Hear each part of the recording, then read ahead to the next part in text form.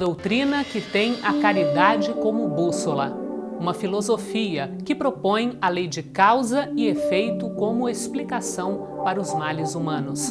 Uma ciência iluminada pela fé. Estamos falando do Espiritismo.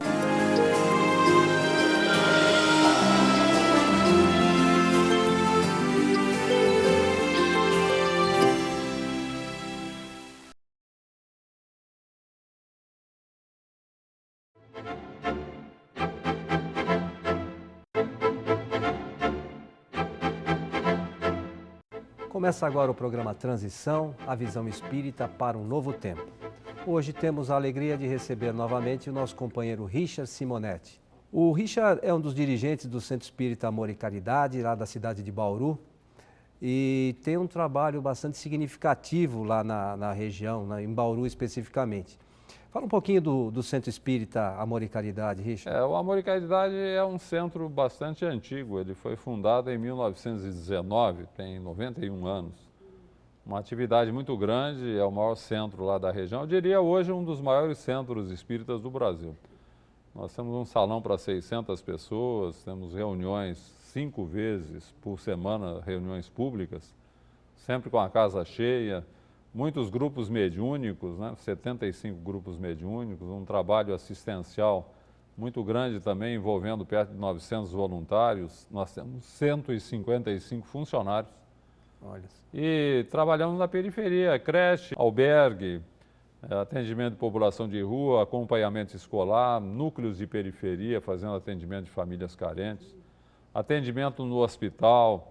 Nós temos nos hospitais de Bauru o Grupo Irmã Sheila, que dá assistência aos enfermos, temos assistência à mãe gestante, temos assistência aos presídios, enfim, é um trabalho grande envolvendo aí uma multidão de gente trabalhando, que nós entendemos que essa é a função do Centro Espírita, aquilo que a gente comenta sempre, é uma escola e na escola você aprende que deve servir, trabalhar, fazer alguma coisa pelo próximo. Por isso a gente tem sempre um contingente crescente de pessoas interessadas em fazer alguma coisa. Então, aquela questão que o Espiritismo diz muito da caridade, do exercício da caridade, vocês levam lá a sério, né? Sério. A gente sabe que, na verdade, a caridade não é só isso, não é atender o pobre apenas. A caridade não é um comportamento para determinadas situações, eu diria que é uma atitude perante a vida. Você, a todo momento, você tem o ensejo de fazer alguma coisa pelo próximo. Agora, a caridade envolvendo a população carente, eu acho que é uma obrigação, não é simplesmente uma orientação espírita, é uma obrigação. Eu acho uma coisa lamentável nós conseguirmos conviver com tanta gente passando necessidade, tanta gente carente, necessitada, e a gente não fazer nada, nós temos que fazer alguma coisa. No livro Brasil, Coração do Mundo, Pátria do Evangelho, de Chico Xavier, o espírito Humberto de Campos diz que Jesus teria atribuído uma missão ao Brasil. Como é que você vê isso? Que missão seria essa? Eu entendo que essa missão seria a instituição de um estilo novo de vida na Terra, inspirando a derrubada das barreiras de nacionalidade, raça e crença, para que sejamos na Terra realmente uma grande família, uma família unida e ajustada, como só a fraternidade pode sugerir e desenvolver. A gente nota, inclusive, que o Brasil é um país abençoado, já cumprindo as previsões de Jesus, porque essa ideia apresentada por Humberto de Campos, pela psicografia de Chico Xavier, teria surgido em meados do século XIV, quando Jesus veio à Terra, para observar os progressos de sua doutrina e de seus exemplos no coração humano. Em face dos comprometimentos do continente europeu com o materialismo, ele, segundo Emmanuel, teria transplantado a árvore do Evangelho para as Américas, particularmente para o Brasil. O nosso país teria a missão de realmente difundir o Evangelho, assim como um coração do mundo, através do empenho de criar condições para uma vivência autêntica do Evangelho no mundo todo. E o que eu noto é que o brasileiro, geralmente, ele tem uma tendência mais para a fraternidade. Você nota que aqui nós não temos grandes preconceitos envolvendo as várias raças, as religiões, né? A gente vê brigas de religiosos em outros lugares, em outras localidades do mundo, e aqui no Brasil você nota que há uma convivência pacífica, né? O povo brasileiro ele tem esse sentido de fraternidade, nós convivemos sem atritos maiores em relação às diferenças, tanto sociais, culturais, que existem em todos os povos. Existe tanta corrupção, tanta violência, como é que é isso na sua visão, Richard? Eu sempre digo o seguinte, isso não é um decreto divino, é uma proposta do mundo espiritual, cuja concretização depende dos brasileiros. Eu me lembro no livro A Caminho da Luz, Emmanuel, ele revela ali que muitas funções foram atribuídas a países no passado, verdadeiras missões no sentido de melhorar as condições de vida na Terra, e todos fracassaram, a começar de Israel, né? Porque é o que eu digo, não há um decreto divino, não, é uma proposta.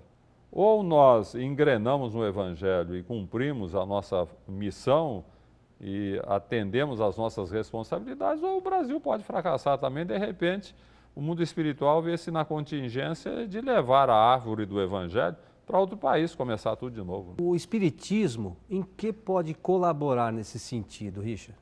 Entendo que a doutrina espírita, na medida em que nos dá uma orientação precisa das nossas responsabilidades, de que ser honesto, levar a vida a sério, praticar o bem, não é favor que você faz a ninguém, é o mínimo necessário para que você possa viver bem, superar as suas limitações e fazer jus à felicidade. A contribuição da doutrina é muito grande. E na medida em que ela nos dá uma visão do mundo espiritual também, do que nos espera quando nós desencarnarmos, né? Se a gente não cumprir com os nossos deveres, não fizermos aquilo que a espiritualidade maior espera de nós, vai parar no umbral, né? Como a gente vê no livro Nosso Lar. Tanta gente por lá sofrendo, enfrentando problemas, porque não levou a vida a sério. Então, esses seriam alguns desafios que o espírita, o espiritismo teria que enfrentar para levar isso à frente. Eu entendo que não seriam desafios do espiritismo, não, mas do brasileiro, né, de um modo geral. Eu entendo que na prática espírita nós temos dois grandes desafios. O primeiro é o desafio das sombras. Eu lembro a afirmativa do apóstolo Paulo, quando ele disse que teremos que lutar contra os príncipes e as potestades do mal, contra espíritos que se infiltram nas instituições devotadas ao bem, comprometendo os trabalhadores de tal forma que estes acabam abandonando as suas tarefas. Então, essa pressão das sombras de espíritos que não querem o progresso da doutrina e o desenvolvimento dos valores morais do povo brasileiro, essa pressão é muito grande. O próprio Humberto de Campos, ele tem uma crônica muito interessante, psicografada por Chico Xavier, chama-se Bichinhos. Ele responde a um consulente que se dizia preocupado com os problemas de relacionamento na instituição que ele dirigia, e Humberto de Campos lembra uma árvore que ele conhecera na infância, que era uma árvore verdejante, frondosa, crescendo sempre, bonita, maravilhosa, a sua sombra protegia uma fonte que atendia aos viandantes. Era uma bênção de Deus, diz Humberto de Campos, uma catedral na obra prodigiosa da natureza.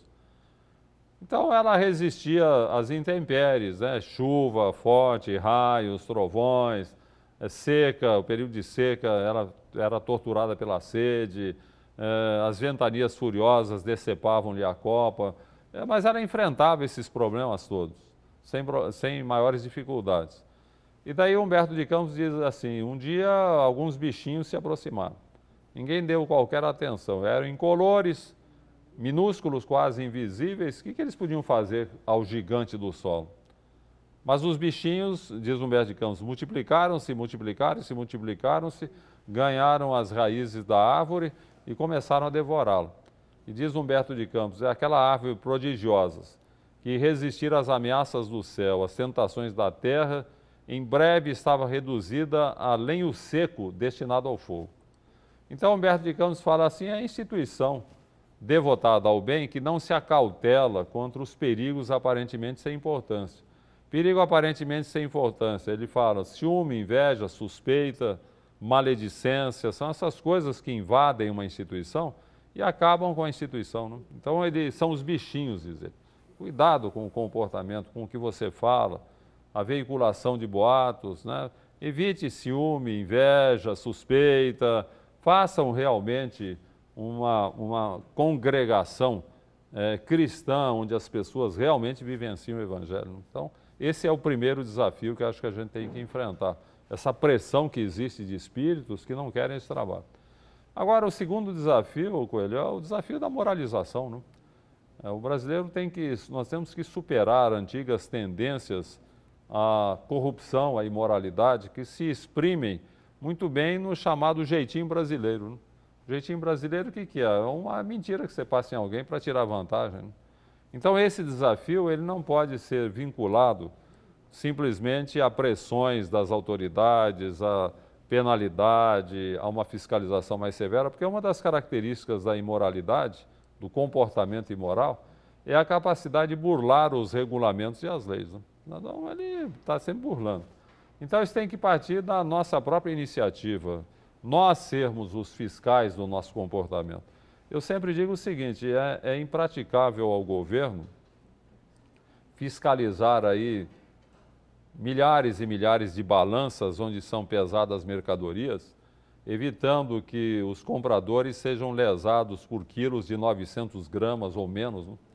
Agora, se cada vendedor for o seu próprio fiscal e agir de acordo com a consciência, o problema será resolvido, né? Então, eu entendo que o problema é de consciência. O brasileiro tem que se conscientizar de que não lhe é lícito fazer nada que leve prejuízo ao semelhante. O que está implícito na orientação de Jesus de que devemos fazer ao semelhante o bem que desejamos para nós. Quando todos agirem assim, isso daqui vira uma maravilha. Você acha que agindo assim a gente consegue vencer? Não é tão simples assim, precisa um empenho das pessoas. Não, né? é o tal negócio, né, Coelho? O cidadão fala assim, mas eu vou agir com absoluta lisura, com absoluta honestidade, não vou mentir, não vou lesar ninguém, vou ter desvantagem, porque ninguém age assim. Há uma tendência para o cidadão fazer as coisas erradas. E eu sempre digo o seguinte, se Jesus pensasse assim, nós não teríamos o Evangelho, onde ele demonstra com a clareza do exemplo que se você quer acabar com a desonestidade, é preciso que você seja absolutamente honesto. Se você quer acabar com o mal, você tem que praticar o bem. Se você quer eliminar as sombras, faça a luz, né? Então, nós temos que dar o exemplo, foi o que Jesus fez, né? Dar o exemplo sempre. Então, essa questão de... É que as pessoas têm aquela preocupação, poxa, todo mundo faz errado, né? E eu vou levar prejuízo se eu fizer certo, é complicado, né? As pessoas... Mas é o que eu digo, você tem que considerar que existe um projeto, uma proposta que só pode ser cumprida se nós nos empenharmos nisso. E um dos valores que nós temos que cultivar com absoluto rigor é a honestidade. E a honestidade não por temor de represálias, ou porque você vai para o inferno, ou porque você vai para o umbral, não. Você ser honesto por uma questão de consciência, por sentir que é assim que tem que ser, para que nós possamos realmente construir esse Brasil missionário a que se refere Humberto de Campos, que eu repito, para mim é uma proposta, não é um decreto. Então a concretização depende de nós. E um dos valores fundamentais é a honestidade. Para a gente finalizar, eu gostaria que você deixasse as suas considerações finais para os nossos telespectadores. É aquilo que a gente comenta sempre, né, Coelho? Eu entendo que falo especificamente aos espíritas. Nós temos uma bênção muito grande em nossas vidas, que é essa visão objetiva das realidades espirituais. Tenho comentado sempre que nós espíritas não teremos grandes problemas de adaptação à vida espiritual quando chegar a nossa hora. O espiritismo é o beabá da vida espiritual. A gente está suficientemente esclarecido para perceber que desencarnou quando chegar a nossa hora. Mas isso que é uma grande vantagem vai se converter também numa grande desvantagem para nós. Na medida em que Jesus ensinava que muito será pedido àquele a quem muito se ofereceu. Então nós espíritas temos recebido muito mesmo, bem mais do que merecemos.